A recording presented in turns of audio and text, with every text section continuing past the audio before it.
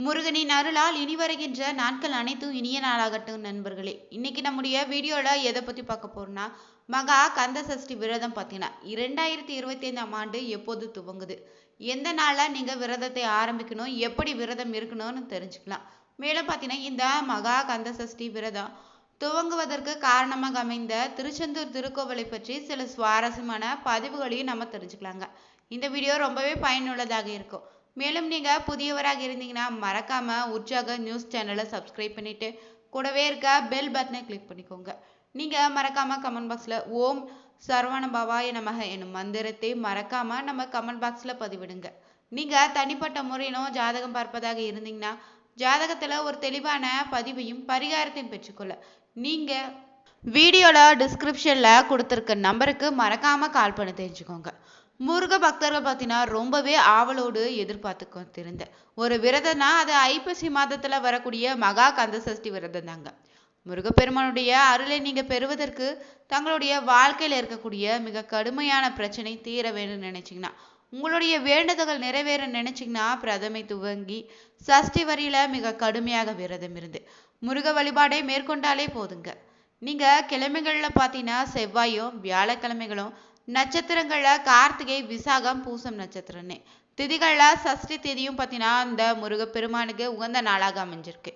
தேய்பிறை வளர்பிறைன்னு மாதத்திற்கு மட்டும் 2 முறை சஷ்டி திதிகள் வந்தாலும் வருடத்திற்கு ஒரு முறை வரக்கூடிய தான் ஐப்பசி மாதத்துல வரக்கூடிய வளர்பிறையில வளரக்கூடிய சஷ்டி திதியை தான் மகா கந்த சஷ்டின்னு சொல்லுவோம். இந்த நாளை ரொம்பவே விழாவாக சிறப்பாக திருச்செந்தூர் கோவில்ல நடத்துறாங்க.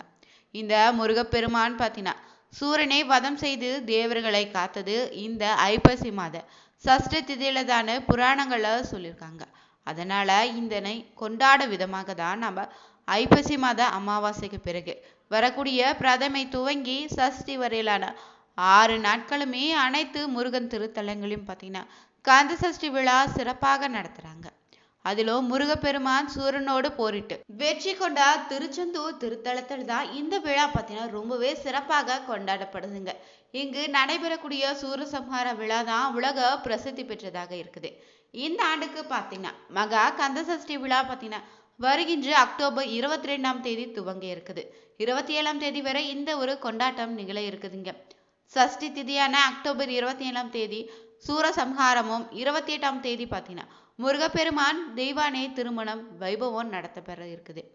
பெருமாள் பார்த்தீங்கன்னா தெய்வானை திருமண வைபவம் நடைபெற இருப்பதால மகா கந்த சஷ்டி விழாவின் போது லட்சக்கணக்கான பக்தர்கள் மாலை அணிந்து கொண்டு காப்பு கட்டாமலும் விரதம் இருந்து முருகப்பெருமானை வழிபடுவாங்க. இந்த நாள்ல பார்த்தீங்கன்னா மிளகு விரதம், துளசி விரதம்னு இளநீர் விரதம்னு பல வகைகள்ல கந்த சஷ்டி விரதம் பக்தர்களால மேற்கொள்ளப்படுங்க. இதை தவிர பார்த்தீங்கன்னா முருகப்பெருமானுடைய தீவிர பக்தர்கள் முருகப்பெருமானுடைய தங்கள் வைத்த வேண்டுதல் நிறைவேற வேண்டும்னு இல்லைன்னா கோரிக்கை நிறைவேற வேண்டும்னு பார்த்தீங்கன்னா 48 நாள், 21 நாள், 11 நாள் என கடுமையாக விரதம் இருந்து வழிபடுவாங்க. இந்த நேரத்துல 48 நாட்கள், 21 நாட்கள், 11 நாள், 6 நாட்கள் விரதம் இருப்பவங்க எந்த திதியில விரதத்தை துவங்கணும்னு தெரிஞ்சுக்கணும். ஒரு மண்டலம் சொல்லக்கூடிய 48 நாட்கள் விரதம் இருந்தீங்கன்னா செப்டம்பர் 10ஆம் தேதி தங்களுடைய விரதத்தை நீங்க துவங்கிருங்க.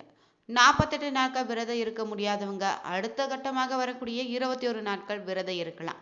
இந்த விரதத்தை எப்போது துவங்கணும்னு தெரிஞ்சுக்கிட்டீங்கன்னா இந்த விரதத்தை பார்த்தீங்கன்னா அக்டோபர் 7ஆம் தேதி செவ்வாய்க்கிழமையில நீங்க தொடங்கலாங்க. அடுத்ததாக வரக்கூடிய 11 நாள் விரதம் பார்த்தீங்கன்னா அக்டோபர் 17ஆம் தேதி வெள்ளிக்கிழமையில நீங்க தொடங்கலாம். 6 நாள் விரதம் இருக்கக்கூடியவங்க அக்டோபர் 22ஆம் தேதி இந்த விரதத்தை நீங்க தொடங்கலாங்க. இத்தனை நாட்கள் எங்களால விரதம் இருக்க முடியாதுன்னு நினைச்சீங்கன்னா ஒரு நாள் மட்டும் இந்த மகா கந்த சஷ்டி தினத்துல கூட நீங்க சூரசம்ஹாரம் நடைபெறக்கூடிய நாள்ல 27ஆம் தேதி என்று காலையில துவங்கி மாலை நேரம் வரை சூரசம்ஹாரம் நிறைவடைந்த பிறகு நீங்க விரதத்தை நீங்க நிறைவு செய்து கொள்ளலாங்க. எத்தனை நாட்கள் விரதம் இருந்தாலும் ஒருவேளை உபவாசமாக இருந்து விரதம் கூட இந்த நாட்கள்ல நீங்க இருக்கலாம். அப்படி முடியலைன்னா எளிமையான சைவ உணவுகளை எடுத்துக்கொண்டு கூட நீங்க விரதம் இருக்கலாங்க. சூரசம்ஹார நாள்ல மட்டும் முழு நாளும் உபவாசமாக இருந்து முருகப்பெருமானை நினைத்து விரதம் இருந்தீங்கன்னா நிச்சயம் உங்களுடைய வேண்டுதல் எதுவாக இருந்தாலும் நிறைவேறுங்க. முருகப்பெருமானுக்கு பார்த்தீங்கன்னா எத்தனையோ கோவில்கள் இருந்தாலுங்க ரொம்பவே சிறப்பான ஆற்றல் அதிகம் நிறைந்த கோவில்னா இந்த அறுபடை வீடுகள்னு சொல்லலாம். இந்த அறுபடை வீடுகள்ல அதிகமான பக்தர்கள் பார்த்தீங்கன்னா தினமுமே சென்று தரிசிக்கக்கூடிய ஒரு தலம் தாங்க. அதிசயங்கள் பல நிகழக்கூடிய அற்புதம் தலம்னு சொல்லலாம் இந்த திருச்செந்தூர் பழனி கோவில் தான். அசுரங்களை வதம் செய்து தேவர்களை காத்த திருச்செந்தூர் முருகனை குலதெய்வமாக வழிபடுவங்க தான் நிறைய பேர் இருக்கிறாங்க. திருச்செந்தூர் முருகனை வணங்கினா எப்படிப்பட்ட கஷ்டமும் தீருன்னு நீங்க உங்க வீட்டுல இருந்தபடியே எப்படி வழிபட்டா முருகனுடைய அருளால உங்களுடைய கஷ்டங்கள் அனைத்தும் தீருன்னு இந்த மகா கந்த சஷ்டி வரக்கூடிய நேரத்துல தெரிஞ்சுக்கோங்க. ஒவ்வொருவருக்கும் வாழ்க்கையில ஏதாவது ஒரு மனக்குறை இருக்குதாங்க செய்யும். கவலை கஷ்டம்னு இருந்துக்குங்க.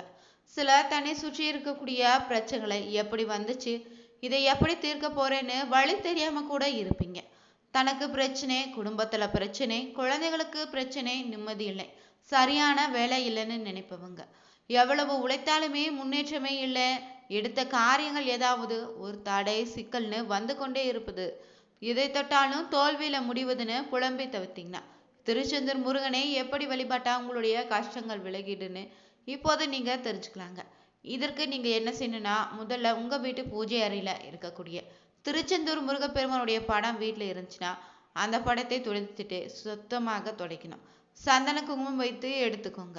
பிறகு பார்த்தீங்கன்னா 6 வெள்ளை தாமரை பூக்களை எடுத்துக்கொண்டு அந்த பூக்களை உங்களுடைய கைகளாலே ஊசி நூலால மாலை போல் கோர்த்து கட்டுங்க. பிறகு அதை செவ்வாய்க்கிழமை தோறும் முருகப்பெருமான் படத்திற்கு முன்னாடி விளக்கேற்றி வச்சுட்டு போட்டுடுங்க. தாமரை மலையை போட்டுட்டு, முருகா, என்னுடைய வாழ்க்கையில இருக்கக்கூடிய கஷ்டம் துன்பங்கள் அனைத்து நீங்க எனக்கு அருள் செய்ய வேண்டும்னு நீங்க மனதார அந்த முருகப்பெருமானிடம் வேண்டிக்கோங்க. முருகா, நீ ஒருவன் தான் எனக்கு துணை, உன்னை தவிர என்னை இந்த பிரச்சனையெல்லாம் துன்பங்கள்ல இருந்து காப்பாற்ற வேறு யாரும் இல்லை, என்னுடைய துன்பங்களை தீரும் வரை உன்னை விடுவதாக இல்லைன்னு திருச்செந்தூர் செந்தில் ஆண்டவனே நீங்க முருகப்பெருமானே திருவடிகளை முழுவதுமாக சரணாகதி அடைந்து அவருடைய பாதங்களை இறுக பற்றி கொண்டு முருகா காப்பாற்று, கவலைகளை தீர்த்துருவாள்னே முழுவதுமாக நம்பி இந்த ஒரு பிரார்த்தனை தொடர்ந்து செவ்வாய்க்கிழமை தோறும் செய்துவாங்க. இப்படி நீங்க 9 செவ்வாய்க்கிழமையில முருகனுக்கு வெண்தாமரை மாலை கட்டி போட்டுடுங்க. 9 வாரங்கள்ல இந்த பரிகாரம் நிறைவடைந்த பிறகு பார்த்தீங்கன்னா நல்ல மாற்றம் நிகழ்வதை உங்களால கண்ணார காண முடியுங்க. இதே போல பார்த்தீங்கன்னா முருகனுடைய துதி பாடல்களை நேரம் கிடைக்கும் போதெல்லாம் பாராயணம் செய்வது ரொம்பவே சிறப்பான பலனை ஏற்படுத்தி தரும். வேறு எந்த மந்திரமும் உங்களுக்கு தெரியல கூட பரவாயில்ல, ஓம் சரவண பவ எனும் 6 எழுத்து மந்திரத்தை உச்சரித்தால் கூட போதுங்க. முருகனுடைய பரிபூர்ண அருள் பார்த்தீங்கன்னா உங்களுக்கு கிடைக்குங்க. முருகனுடைய அருளை பெறுவதற்கு மிக எளிமையான வழிபாடு இது மட்டும்தாங்க. தொடர்ந்து செய்து வந்தீங்கன்னா அனைத்து விதமான நலன்களையும் முருகப்பெருமான் உங்களுக்கு அருள்வாருங்க. நீங்க திருச்செந்தூர் கோவிலுக்கு செல்லும் போது பாத்தீங்கன்னா கடவுளை தரிசிக்க முன்னாடி முதல்ல கடலை நீராடணும். பின்னர் பாத்தீங்கன்னா ஈர துணியுடனேயே கடற்கரையில் இருக்கக்கூடிய 4 கிணற்றுல போய் ₹1 கட்டணம் செலுத்தி கிணற்று படிகள்ல இறங்கி உள்ளே போனீங்கன்னா ஊற்றுல 2 வாளி தண்ணீர் நம்ம மேல ஊற்றிக்கொள்ளணுங்க.